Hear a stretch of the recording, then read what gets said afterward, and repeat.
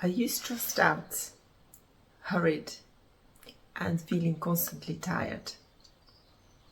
Do you have the habit of working too long and too hard?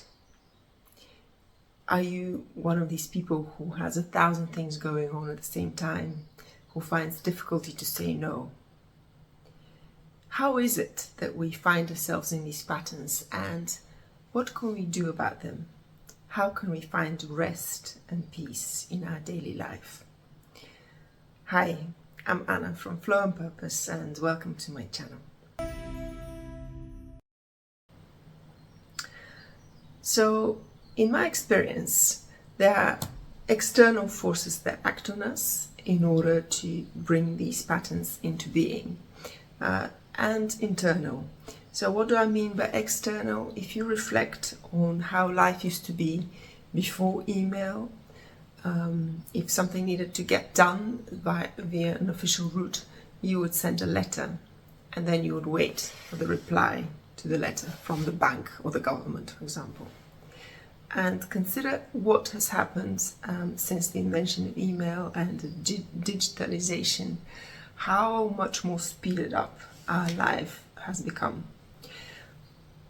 But this is from the external causes, and I would like in this video to go deep into the internal causes, because if we have a very clear idea what this is and how we can deal with it, we're so much less influenced and can really consciously regulate all these external forces that we find acting on us.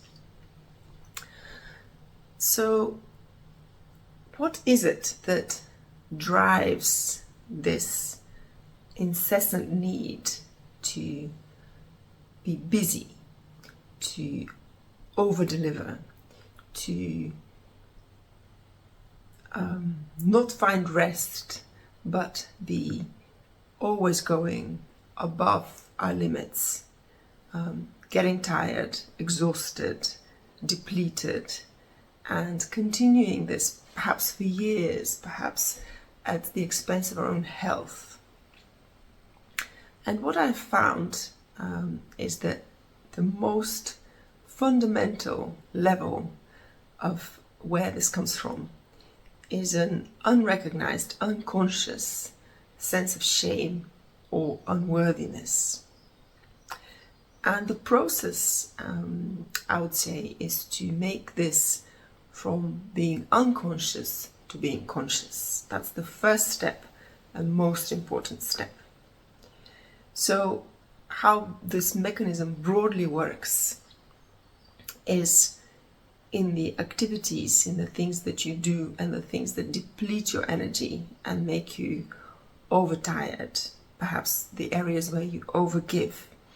The mechanism is that if I do these things, if I do X, Y, and Z, and for everyone that can look very different, but the mechanism is that if I do these things, then I will be finally seen. My true value will be appreciated. So this is not usually a conscious decision. This is not usually a conscious mechanism. But if you take a moment to reflect on the things that you do that exhaust you, and the reason, the really deep underlying reason, you may discover that this is the mechanism that is at work for you.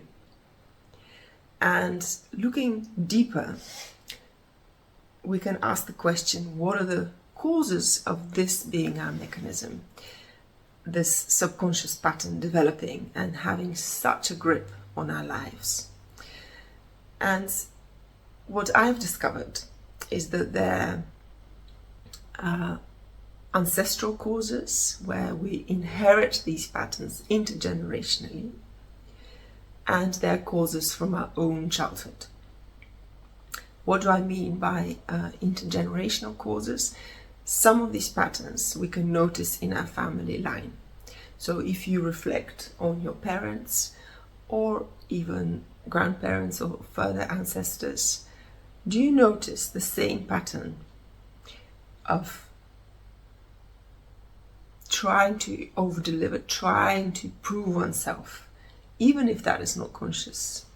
So it could be that we are just loyal to these family members and are just repeating this pattern that has gone on for generations. If this is really extreme in your case, because this all comes in gradations, there's a particular intergenerational mechanism, I'll call it for short, a trauma bond with an ancestor, someone who has been excluded or in other way forgotten, not being able to realize their full potential. They were, for example, not allowed to pursue the profession that they wanted. You could be in a trauma bond with this ancestor where you're trying to make good, and you're trying to unconsciously represent them so that they can be seen and given their rightful place in the family line. So these are different types of mechanisms on the intergenerational line that can be at work, feeding and giving the energy to this basic unworthiness, underlying cause for the exhaustion and overwork, and not prioritizing rest and regeneration.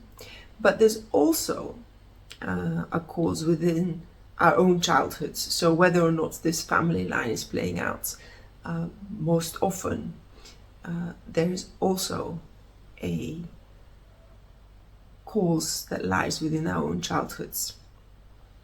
And how that plays out is that as children, if we have received perhaps too little attention, we were not seen in our true potential and in our true being.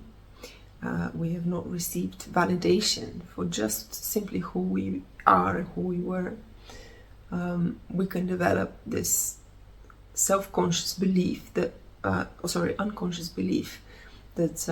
we are unworthy.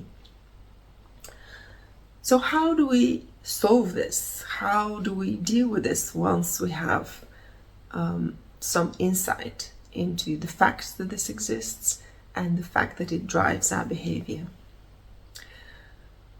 The ultimate answer at the absolute level is that our self-worth is based in our being.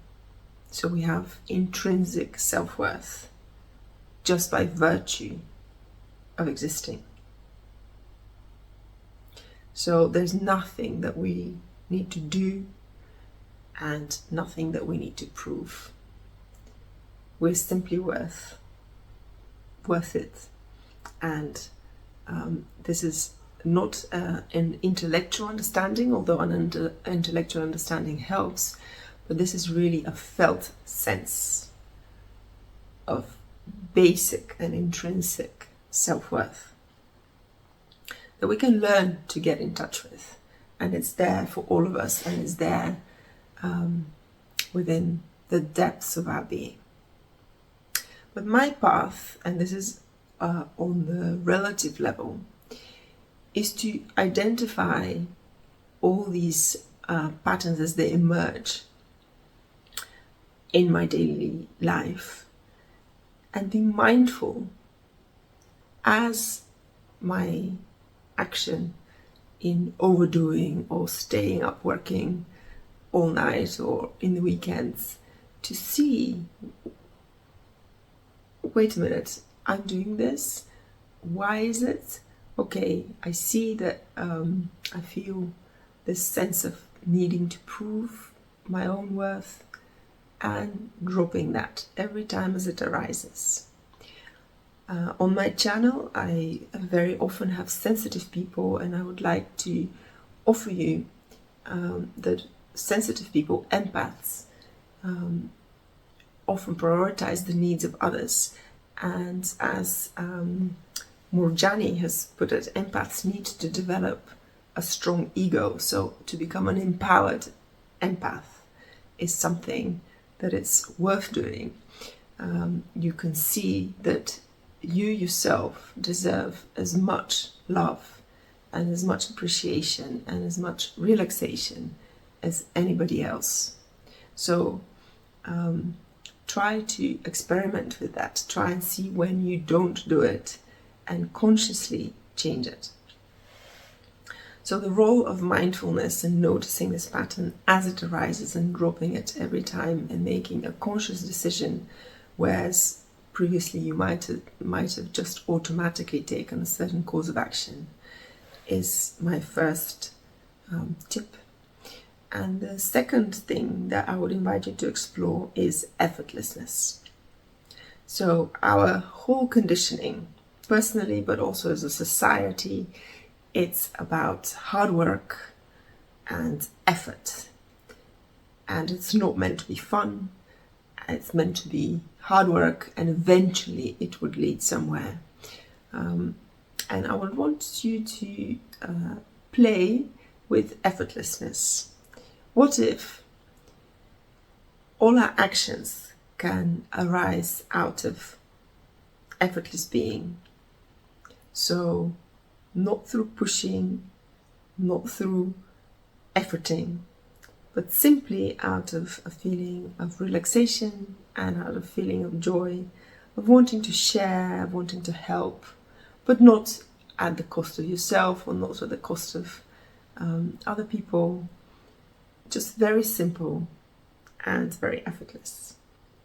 And the best place to discover that and reconnect to that, because this is all within us, and that's my third tip, is to connect to nature. Just go out in nature. Be present in nature. Don't be lost in your thoughts when you're walking in nature, but look around. Open all your senses and just be. Nature has this great ability to reconnect us to this deeper level of ourselves that I was talking about, the intrinsic self-worth that you feel when you're not busy in the mind, when you're not taken up by this constant culture of doing that is so present at the societal level, but also individually within families.